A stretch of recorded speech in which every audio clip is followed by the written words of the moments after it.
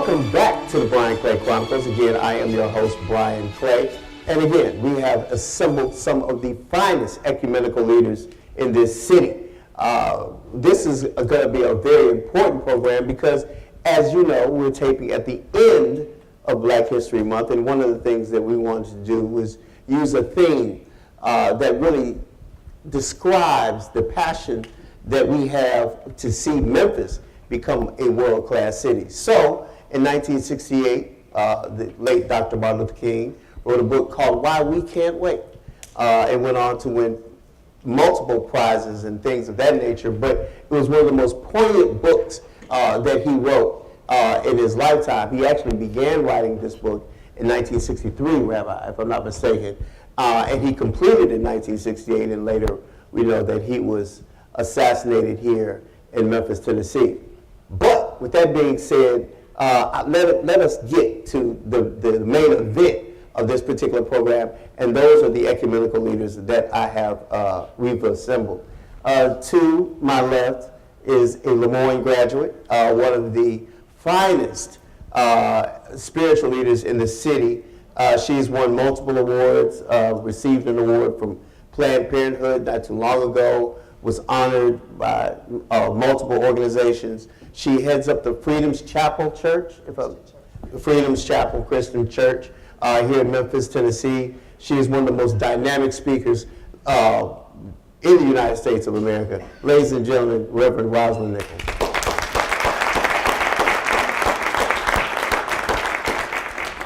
I did mention that you are a Lemoyne grad, right? That's right. Third generation Lemoyne on magician. You know, that's right. That's right. We initially had Yasir, Yasir Kadi as a guest, but he had some emergency. You know, when you're a leader of a mosque or a church or a synagogue, you got things to do with your parishioners, and he had some things to do with his parishioners. But he sent a wonderful representative. He sent a better representative. He sent a better representative instead of him. Rashad Sharif. Did I get that right? That's correct. Correct. He is the imam. I've actually had the pleasure of visiting his mosque years ago. He is on 3rd Street. I hate to say, if you're going to the casino, you can stop. But it's something that online that just doesn't, I don't know if that jives. But he's been working hard in the community for many, many moons at the Sister Clara Muhammad School. Say that one time. Masjid al-Mu'minu. He is a wonderful spiritual leader. Ladies and gentlemen, the imam of that wonderful, wonderful facility, Imam Sharif. I will tell him not to stop at the casino. Just stop at the mosque, and they're good there. To my right is my brother. He is one of the most interesting people that I know. He was named Memphian of the Year some years ago on the cover with the guy that was standing like this. And I think I don't know if you were at seminary or. That's when I was young. You were young, yeah. He just turned 25 not too long ago. But he's a fascinating person. He heads up Temple Israel, the synagogue that has meant so much to so many of us here in Memphis, Tennessee. Again, he is now on the board, the national board of the NAACP, which is a tremendous honor. It is my honor, and I have tried to run this guy down for 2 years, and we finally got him. Ladies and gentlemen, Rabbi Micah Greenstein.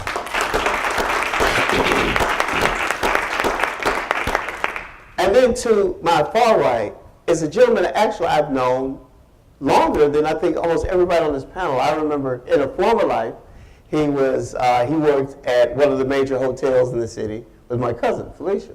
And I met him then, but there was something awesome about him.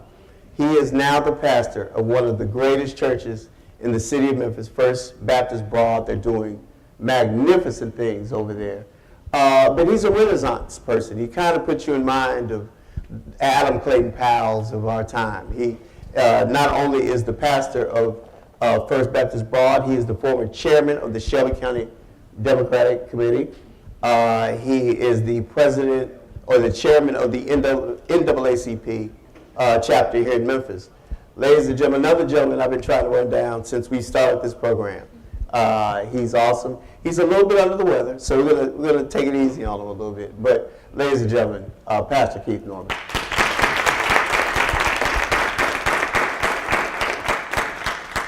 And I'm blessed to have two co-hosts with me. He is my brother. You know, I tell him, you know, all the time that, you know, I may be a little bit lighter than he is, but, you know, he's, you know, we're the same cat, you know. He's a graduate of Rhodes College. He is the CEO of the new Tri-State Defender. He's making major moves in this city. There would be no Brian Clay Chronicles if it wasn't for Burnell Smith. He was the one that encouraged me to start writing again. I could go on and on about Burnell, and eventually we'll just do a show, me and you. But ladies and gentlemen, Mr. Burnell Smith. One of the other co-hosts that has been working with me for the past couple of years, she's jumped on board and she's been magnificent. Who knows about Horn and Wells Law Firm? Art Horn, anybody know heard Art? She's an associate at Horn and Wells. She's handled some cases. She's done a magnificent job. She is one of the most interesting lawyers that's around today, and I'm honored for her to be working with the Brian Clay Chronicles. Ladies and gentlemen, Ms. Carlissa Shaw.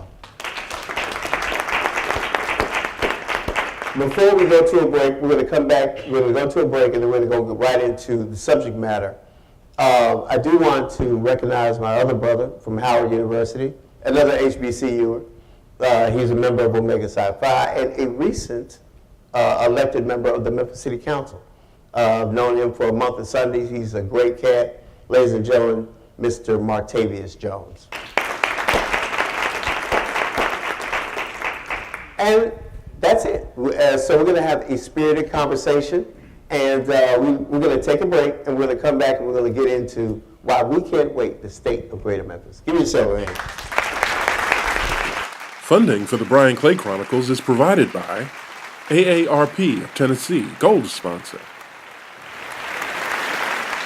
the Horn Wells Law Firm, Greater Memphis Media on Comcast 17 and 31, demanding and delivering diversity in media for our urban intellectuals, the Wilson Campbell Law Firm,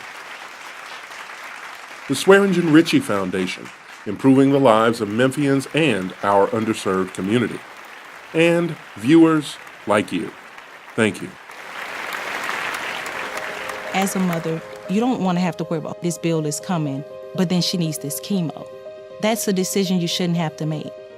El que San Jude no cobra ni un centavo para nosotros significa quitarnos todo ese estrés, esa preocupación y podernos enfocar en nuestra hija. That was the first thing I was like, how are we going to do this? When St. Jude told us that we didn't have to pay a single bill, I was like, wow, they pretty much have saved us. It's like the world has been lifted off of your shoulders, and now your focus is supporting this child. There is not another hospital like St. Jude. The patient care is unmatchable. It saved my life. It saved my daughter's life. It saved our family.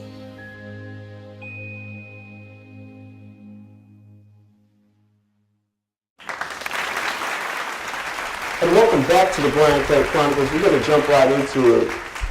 We had a plethora of, well, not just conversations, but of things that we had prepared to discuss. But as a news cycle, when I sent that out, it was a very different time, and we're just only talking about a few weeks. So, Rabbi, I'm going to start with you. One of the biggest stories, or one of the things that we've had to deal with as a city, is this incredible murder rate that is going on right now. I don't have the numbers before me. I think it's 33 murders in 50 some odd days. I'm a firm believer that crimes of this magnitude are economic crimes, and what I mean by that is they are they're manifested by poverty. As a person that has been in the trenches fighting against poverty and the social ills that exist in our city, what is your first thought when you hear numbers like that?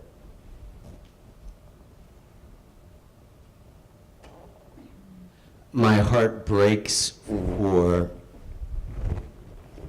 the three main areas in Memphis who are suffering most from this. What I mean is, Police Director Armstrong, when he passed the reins on to Police Director Rawlings, I was at the dedication of the South Precinct Okay.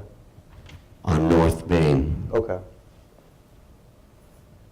And it's easy for us in this beautiful space to talk about crime, Yes. to talk about violence, to talk about the murder rate. I was so moved by this ministry of Rawlings and those who every day we're down to 2,000 police. We need 2,400. We're down 400. I know the new mayor's trying to increase it, and perhaps our councilman and others can enlighten us on those numbers.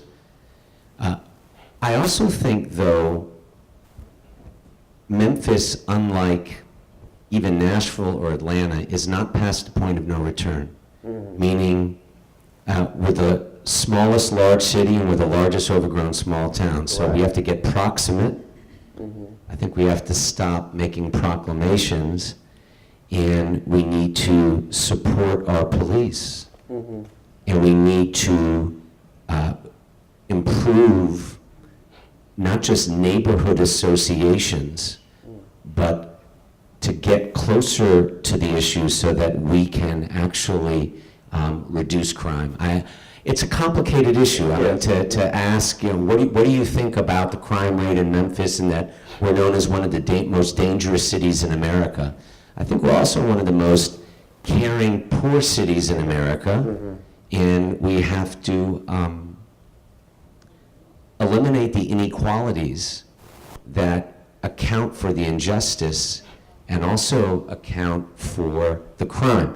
I mean, if you lose hope, if you're not in school, or if you don't have anything to do after school, it's a formula for disaster. So this is a multi-issue problem, but I think it's an opportunity and challenge for all people of faith. I've talked way too long with the four people on this panel. I'm curious to know what my brother, Pastor Norman, and Sister Nichols and our imam think about the same issue. Well, with that being said, let's go to Pastor Norman. Sure. Pastor Norman, First Baptist Broad has made some tremendous strides within the past 5 years. I mean, that beautiful edifice that you have over on Broad Street, it's second to none. But you've also been a person that has been entrenched and been active in seeing that the social issues that exist in our community are leveled out, that there's a certain level of fairness. As we discussed, the senseless murder rate that has happened in the beginning of this year, and as you wear two hats, not only as a pastor, but a former chairman of the Shelby County Democratic Party and chairman of the NAACP, what strides are you taking in your church and in your ministry to fight this battle that we have found ourselves in regarding high levels of crime in impoverished areas? Well, thank you. First thing I would say is that a lot of times when people look at the work of First Baptist Church, they attribute it to me as the person who's spearheading it. Right. I'm the most visible player, but the Right. most valuable people are the ones who do the work every day. Amen. There are thousands of people who are there who have bought into the vision of just really carrying out what we believe is a biblical mandate. to repair a breach that has taken place in our city. And so there are so many things that go on that we've recognized that if we're in the community and these things are happening around us, then are we really being a church if we don't respond to them? Right. If we don't respond to the social ills, to the things that take place in our zip code, then can we really be about proclaiming the work of Christ who we, put forth? And then can we really be about saying that we are a church in the traditional sense? And so we just try to live out the simple things in the scripture that God tells us to do according to the belief system that we embrace. Amen. Back to the title though, however, of what we're talking about, the why we can't wait piece. Yes, sir. One of the things that I had to come to grips with is when I first looked at that book, as a seminarian, Roz, I think they gave it to us or in one of our programs at MTS, I believe we looked at it.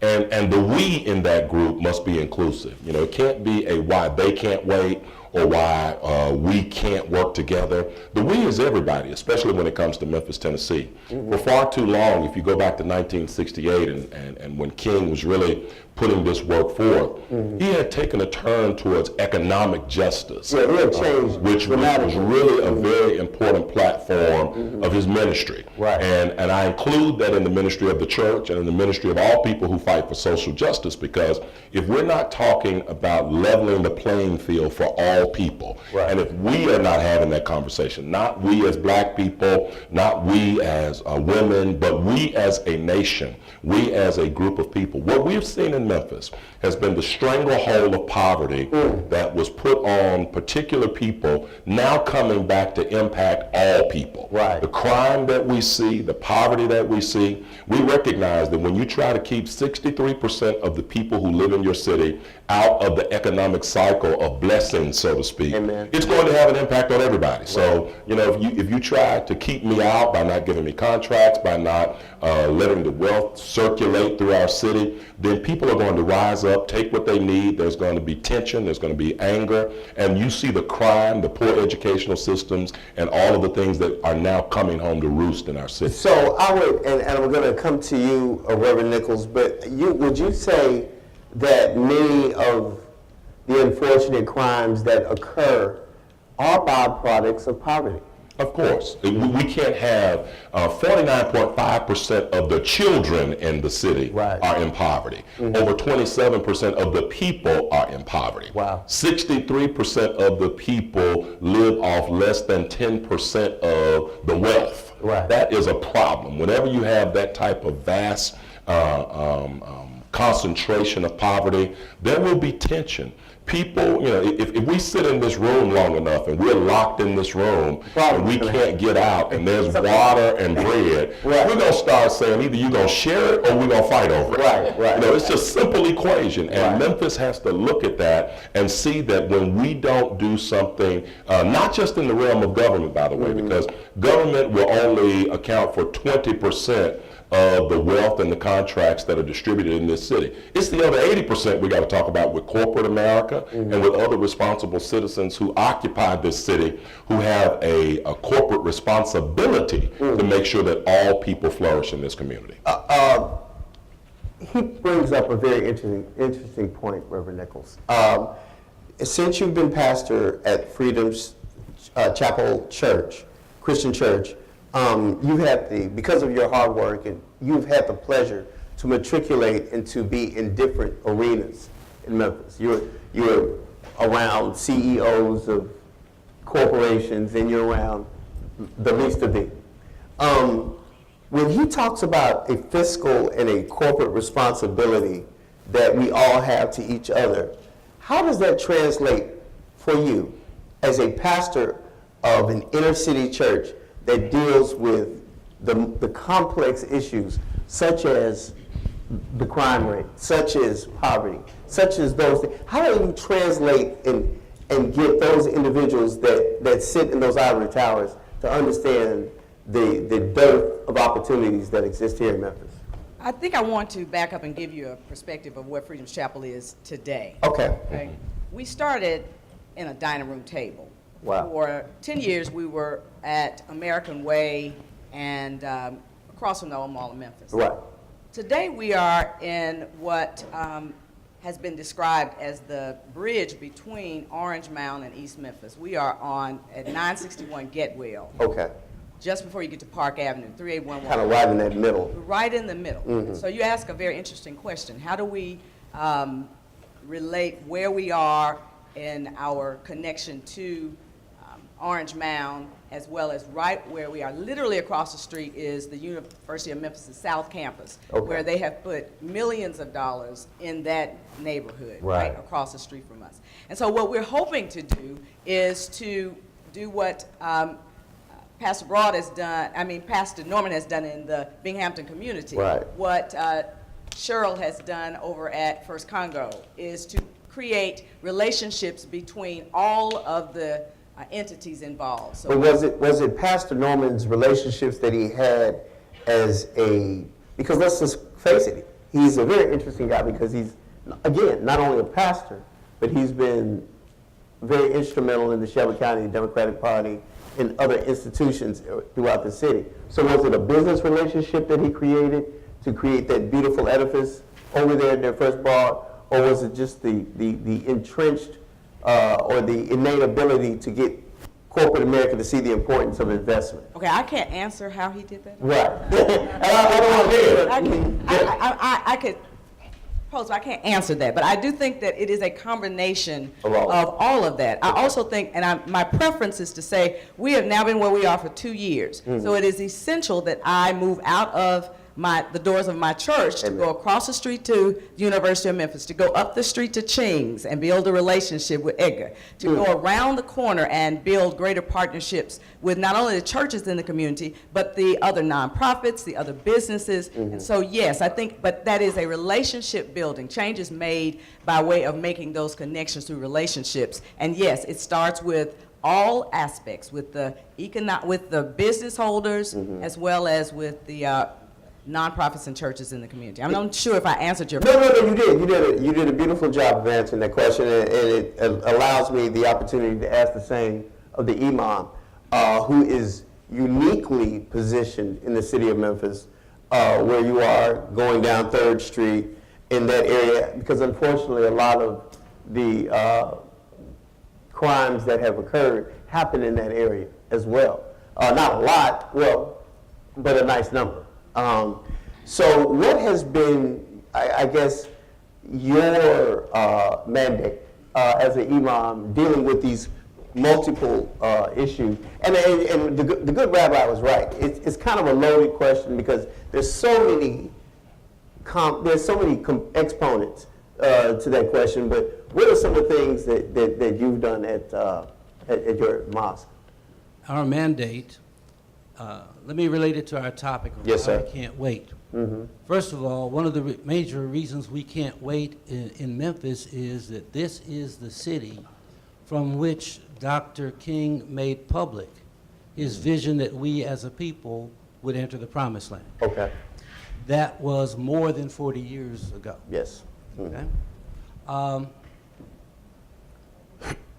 There is a public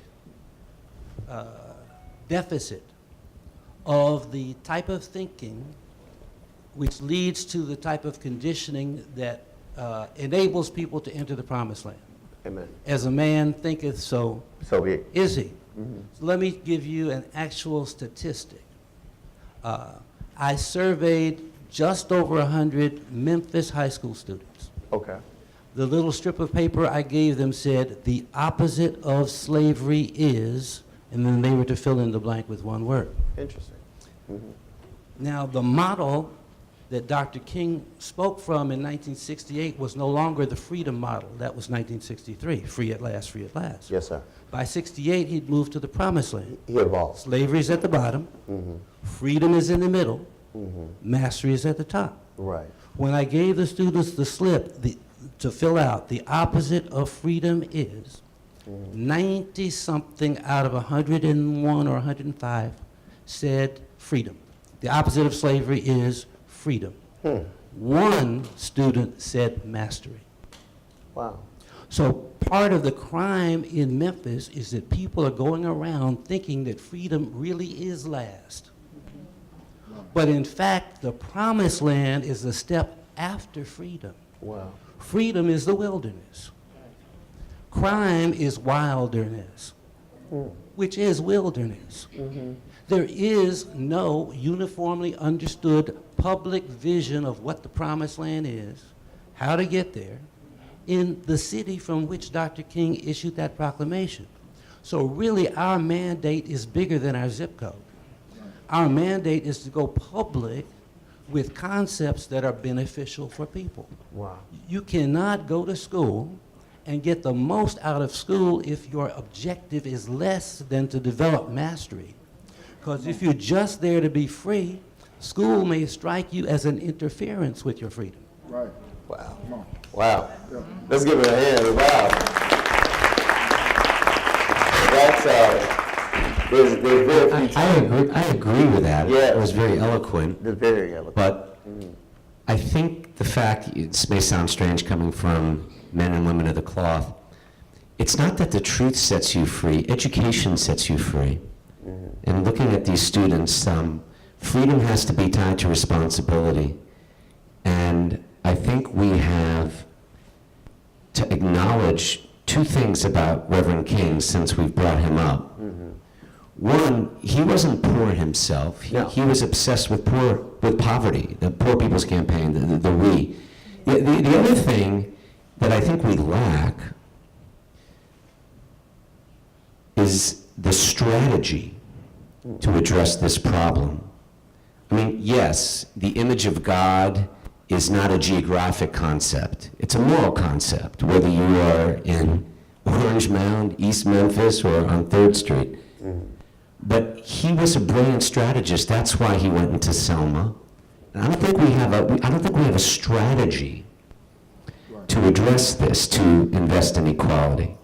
And I worry greatly about that. I think we have the quick diagnosis, but we need a way forward the way King outlined. And let's also remember, looking at Lemoyne Owen College, President Mays at Morehouse was the one who changed his life at age 16, and he taught him to be patient when it comes to mission, and to differentiate between the mission and the impulse. A lot of college students who were as bright as some of you went crazy because they lost their patience for the mission when it comes to nonviolence. I mean, a few feet away from here, just watch the Reverend Lawson training films for the sit-ins. You have to be very, very strong-willed and also focused on the mission of nonviolence to unveil the evil. You know, to reveal the good, you have to unveil the evil. So I'm all for the shibboleths about investing in equality and about pointing out the problem. But I worry that we don't have the best minds working on the strategy. That's where we miss Reverend King the most, in my humble opinion. And I would agree, but where I would take a point of deference is this. There are strategists and there are strategies in place. But when those strategies rely on justice or what we believe to be justice to support the outcomes, that's when we miss the mark. When you look at what has taken place with the example of killing of young black boys around the country, Ferguson is a great example. The strategy is, let's hold back, let's put this before a grand jury, and surely the outcome will be at least to send this man to trial. And so that strategy was one that we relied on justice to take part and to stand up on our behalf. But whether there was a better strategy or not, we have to rely on the first strategy, which is calmness and justice. When that fails us, because power in and of itself will not concede to that strategy, you then come back with a different strategy. Right. And so now the strategists around the world, and myself being a part of that, we're looking at ways to, number one, let's say, why is it that we can't track police officers, for instance, that have a criminal background or whom have carried out these types of things so that they don't leave one police force and go to another? Well, I'm told in Congress a month and a half ago, well, that's too big of a thing to do. The post-certification can't follow the person. And so here's what I said to them. Why is it that I can have bad credit in college and you can track me for 30 years, but you can't track a police officer who has pulled the trigger in Ferguson and moves down the street to St. Louis, or from St. Louis to Ferguson. Same thing happened in Cleveland, by the way. Same thing. The man who shot the kid in Cleveland had just left another police force where he had shot another child. And then Officer Slam, the one that we heard about who slammed the little girl down, he had a history of doing these kinds of things. And so when we go now and say, let's put the strategy together to take the post-certification, which is given to every police officer who graduates in an academy across the United States of America, put it in a database, and whenever that post-certification is investigated or violated, it's flagged. So at least he or she, if they are under investigation, cannot leave and go to work somewhere else. And so when those strategies are employed, and then you have creative congressmen or Koch brothers who fund in billions of dollars to circumvent those strategies,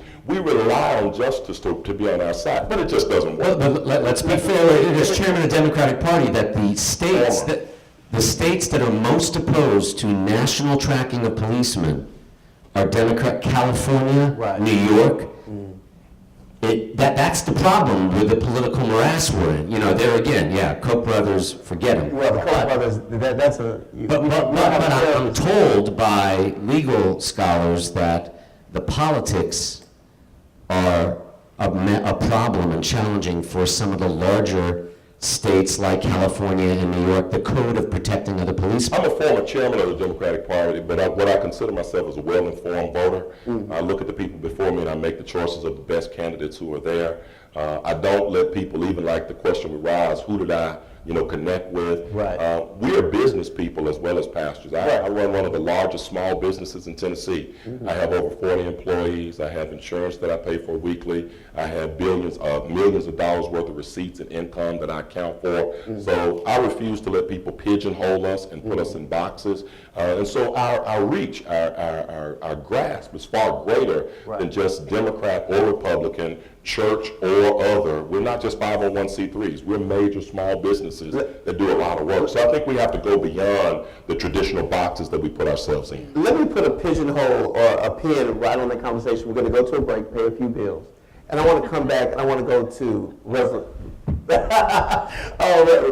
Nichols and the Imam about exactly what you were saying. And I think we're getting into some fascinating dialogue about solutions. And that's what we want to stay focused on, is how do we solve the multitude of issues that we have here in Memphis. Welcome back to the Brian Clay Chronicles. We're going to go to a commercial and we'll be right back right after this. Bye-bye. Welcome back to the Brian Clay Chronicles. We have a very spirited conversation with some of the greatest ecumenical minds that we have in the city of Memphis. And Reverend Nichols, we have a very interesting back and forth going on with the rabbi and Pastor Norman. And they both bring up some very fascinating points. The rabbi said that we need a strategy. I could not agree more, because you can't go into a burning building without knowing how you're going to fight this fire. And I think that is something that we lack regarding leadership. And I think a lot of times we get diverted by, I don't know, well, I guess I can't say it because I own this network now. We get diverted by nut jobs like Mr. Trump, who spews a lot of racial hatred and a lot of stuff, and we get so focused on that, we don't focus in on the strategy. As a pastor, again, at Freedom's Chapel, when you hear a Pastor Norman who boldly says that we will not be pigeonholed, and he talks very eloquently about having responsibilities that a CEO would have, and being a church is more than just what you see. It is serving the total needs of the community. With all of that being said, as an ecumenical leader yourself, where do you find yourself in that argument, or is there different paths that we all need to take? So we are talking about mastery and about the value of education and about the role. So what we do at Freedom's Chapel is talk about people beyond just where we show up on Sunday, okay? Right. So one of the strategies that I felt coming from Pastor Norman is this notion of us being involved in the political process in a way that changes the outcome. Right now, in the state of Tennessee, we have a very little voice. We're here over here in Shelby County, very democratic in a way, but when you leave here, that our little blue just gets, diminished, right? And so we've gotten to Nashville and we don't have a voice. Right? So that means that we can come here in Memphis and Shelby County and have our own corner and vote, but if we're not making some strides in changing what's happening in Nashville, then our voice gets lost. So part of the conversation that takes place in our congregations among our communities is not just about voting, because someone said to me recently at the recent election, because you hear it all the time, people don't vote. And someone said to me, no, people do vote. They vote with their feet. They voted away. They feel disconnected from the process. They don't feel that their vote matters, and they have not been inspired, I believe that's the word you used, to do something. So part of the strategy has to be a part of the community in a way that hears the voices as to why they are disconnected, as well as to come up with recently a conversation about, you cannot get elected in the United States of America just on ideas alone. No. You got to have some money. Now, you may raise it $27 or $10 at a time, but you got to have money to get elected. And in order to get change, you got to get elected. Right. So we have got, as a part of our strategy, to figure out how, not just to try to advance people that we like to put them in positions. We need Councilman Jones where he is, but Councilman Jones is going to need some support beyond just us saying yes to him. He's going to need us to support him financially. So some of the conversations have been, maybe some of us who are interested in changing the dynamics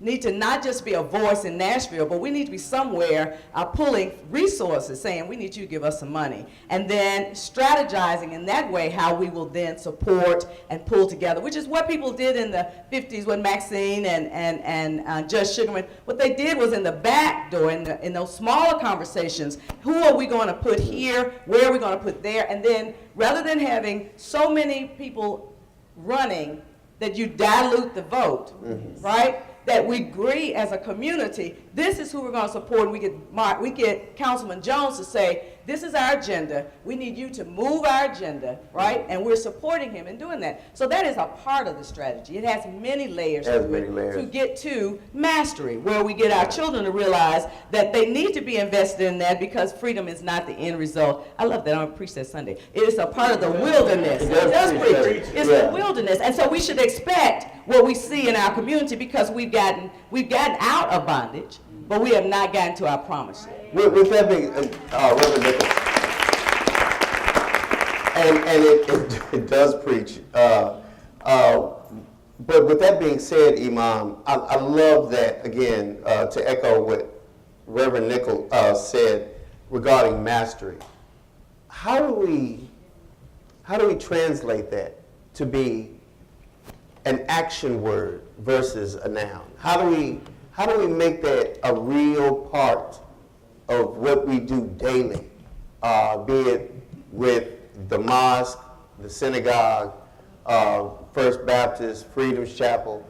How do we do that daily to make mastery a part of the lexicon of what we do, to solve some of the multitude of issues that we have now? First thing I want to say is to reaffirm that that question is the question. It takes more than just my mind. It takes our minds. Should be addressing that question, because it's a public problem which extends beyond all of our individual congregations and neighborhoods. Right. And so our intelligentsia should be brainstorming seriously on how to make mastery a public issue. It's going to take our artists. It's going to take our politicians to find some time in the agenda to mention it in the speeches. It's going to take a lot. It's just going to take a lot. But we have to get started. We have to. Because we won't get there if we don't get started. Right. Strategy-wise, we certainly have to maintain our efforts with all of our institutions and people who have gone ahead to prepare politically active organizations and economically active organizations. I just want to make one little add-on comment. There is a concept in the Quran, in the New Testament, and no doubt in the Old Testament. In the Quran, it's called the self-accusing spirit, without which a person can't really develop. Okay. I would use the term for the New Testament, Jesus-tis. Say that again. Not justice, but Jesus-tis, where Jesus reminded people to look at your own self in so many different ways, okay? Not just look at others, but look at your own self. And I'm sure it's in the Old Testament as well, because one is a confirmation of what's in the other. So while we do all of these things to make other people better people, and we have done a great job of working to make other people better people, I spent decades of my life thinking that the promised land was going to be a day when other people get right. Okay? But in addition to all the things we're going to do to make other people be better people, we cannot neglect examining ourselves, because we will enter the promised land when we make ourselves, or when we let God make us better people. Better people. Rabbi, with that being said, and staying focused on what you said regarding strategy, isn't that a painful process to put both of those together, to develop a comprehensive strategy to address certain issues, but simultaneously doing the same thing that the Imam said in examining ourselves and addressing the issues that we may fall short on? The Imam's right about individual responsibility, but we have a collective responsibility. Okay. To admit that poverty robs you of your ability to even think about tomorrow. Right.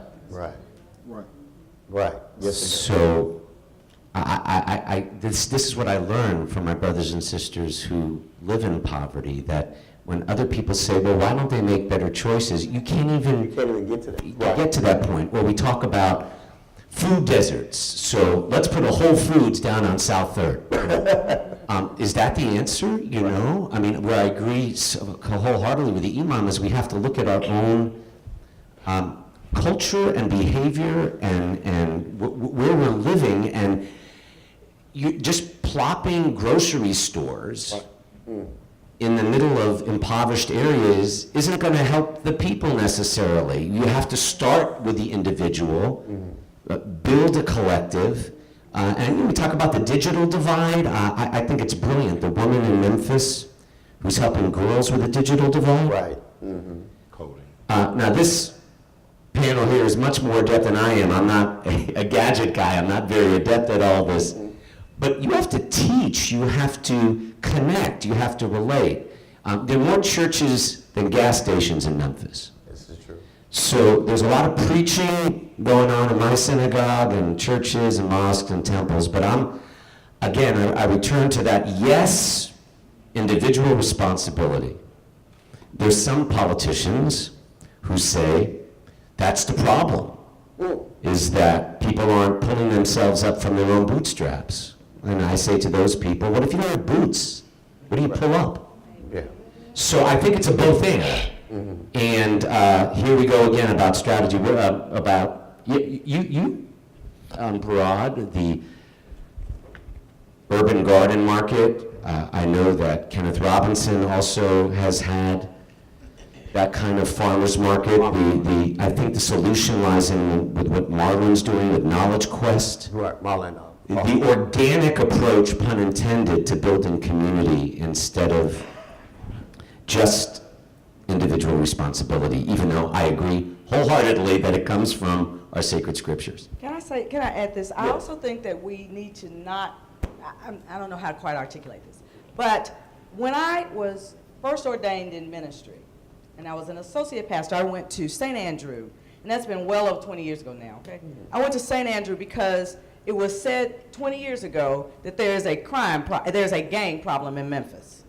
20 years ago, there's a gang problem in Memphis. And it was predicted that if we didn't do anything about it, 20 years ago, that in 10 years, we're gonna have a major problem.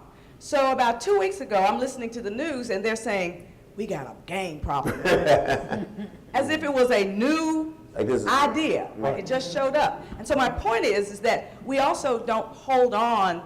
We're not building. It's as if we erase the slate and start over. So we don't have a continuum where we are able to both track problems as well as progress. So we are not able to look back and say, we've turned the corner on this, and we're not able to say, what did we do that worked and what did we do that did not work, so that we don't just keep reinventing the wheel. That's one piece. The other piece that came to mind as the imam was talking and as the rabbi was talking is that one of the gifts of faith communities is that we have an opportunity, unlike corporate America, unlike other institutions, where we can get deeply involved in the lives of people in such a way that we have an opportunity to engage people at a level that does not happen when you go to work every day. Right. As well as stand in the bridge, stand in the gap, so that, for instance, where I am, I can speak across the street. University of Memphis putting a major footprint over there. Yes, they are. At the corner is a strip mall, where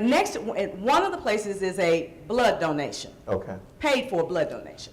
Then they opened up a liquor store right next door. They did. So on Sunday mornings, people are selling plasma, and they put the liquor store right next door. So we started raising hell about the liquor store being next door, because they had gotten a permit that they should not have gotten. Right. For a lot of reasons.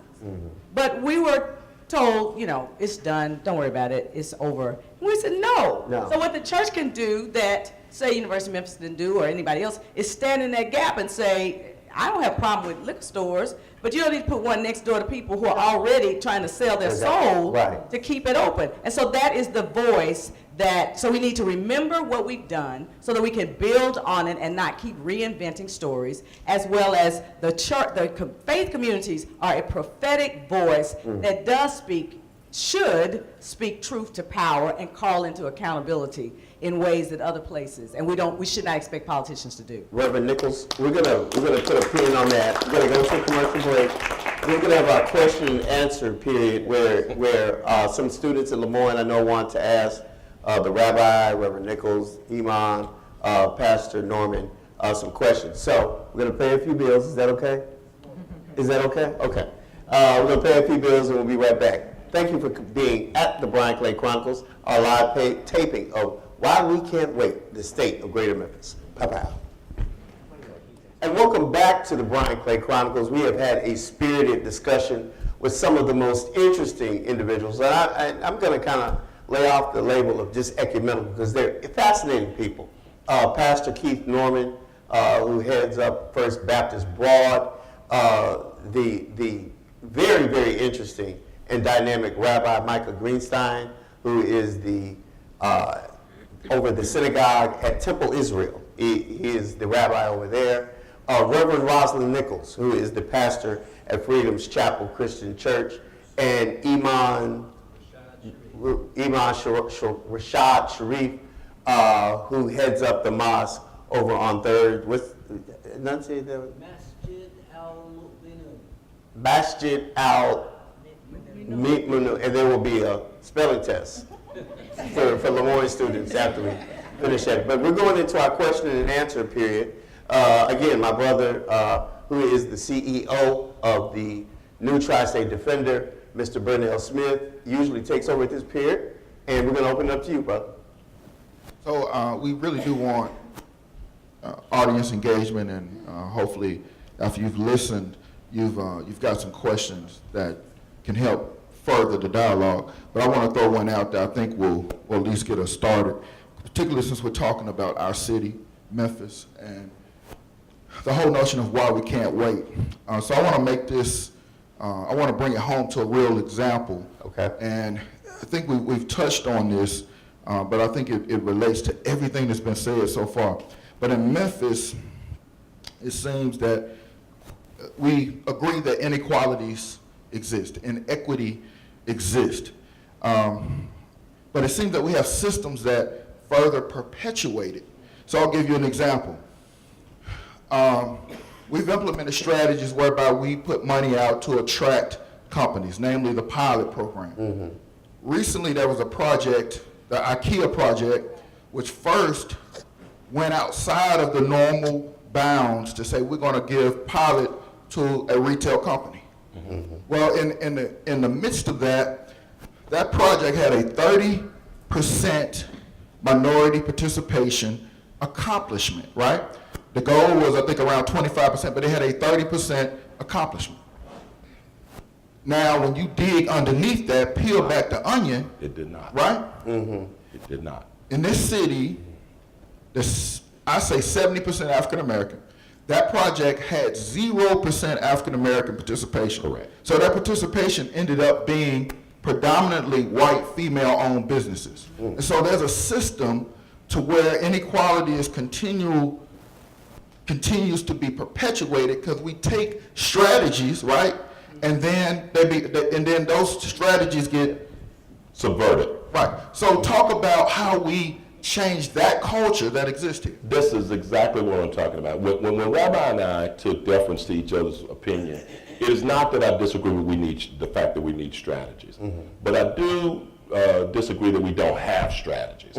We have strategies, but remember the counter strategies come back and they undermine the hard work and effort. When you put together a 30% minority participation threshold, you want to assume that individuals who are invited into your city to do business will follow the letter of the threshold and reach out and get those 30% minority. But when others have gone about selling their corporations as majority owners to their daughter-in-laws or to their wives so that they can meet the threshold by being a female, they have then subverted the strategy that was put in place. And so where you expect the law or government to protect you, because we're talking about government dollars, we're talking about pilot thresholds that have been set aside, when you expect them to come to your aid and say, hey, we can't do this, they're not there because they weren't expecting the backdoor approach either. And so we must become keen and aware of these things. We need to expose them. We need to put them in the sunlight. And then we need to have some whole accountable measures so that this does not continue. And now they've gone even far enough to say that they want to get rid of the voluntary threshold measure and just let people do it on a goodwill basis. If we couldn't trust you when it was the letter of the law, how will we be able to trust you when we let you do it and police yourselves? The strategy was there, but the honesty and the trustworthiness is not. And until we see, and this is where I go back to the we, and until we see, all of us, even those who subvert the strategies, if they don't recognize that their doing is their own undoing, if they don't recognize that you can't run away from crime and that you cannot continue to pigeonhole people or direct dollars to your buddy and your friend and not expect some consequences and repercussions to come back, until all of us recognize that we live together here, we have a major problem. Wow, we have a major problem. Danielle, I thought that would spark some questions. Danielle. All right, my name is Danielle Inez, and I'm the founder of an organization called Millennials from Memphis. Before I came to this event today, I actually sat down for a meeting with Councilman Kim Conrad. And in that meeting, you know, they kind of filled in the blanks on why they think young people aren't engaged in the city. And I get to hear that a lot because of the role that I play with Millennials from Memphis. Well, when we have these types of conversations where we explore these issues, where we see that there are like tremendous issues with how our processes actually pan out, like that creates a lot of distrust for my generation. And so now I'm on the ground trying to inspire and motivate young people to come to the table, get involved in the conversations, you know, help create change. But just like I'm seeing this, they're seeing this too. So what would your recommendations be as a slightly older, more experienced generation? What would your recommendations be for encouraging young people to come forward anyways and get involved in the process in the city to move? I'll let one of my older panelists answer. There's actually, I think, your name Danielle? Yes. There's a linkage between what Pastor Norman just said in response to this great question and millennials. We need to expose this moral outrage. And all of us, this isn't a minority-owned business problem. This is all of our problem to expose, and people of faith and people of good conscience. So I think once it's exposed, we get out of the way. And the problem with the whole millennial issue is you have 50-somethings and 60-somethings talking about millennials. The best hope for this city, and don't despair, what gives me hope are when millennials stand up, speak up, and we get out of the way. Right. You have the answer to the city, and you do have social justice giants on both sides of me, and business people too, trying to change the system. But I think it's important to acknowledge, everyone quotes the 60s. Changing the law was one thing, changing the system and the culture got harder, it didn't get easier. Right. But don't give up, don't despair, and I hope you don't hear blockage here. I think that we all want to let your generation take the baton. Yes. One of the things that I attempted to do in the last election cycle, and I don't know if anybody remembers this name, but I think Rachel Knox is a rock star. Yes, I think she is. Rachel Knox is one of the brightest minds that we have in our city. Right. And one of the things that I said to our incoming administration, someone asked me, what would you do on day one of the administration if you were there?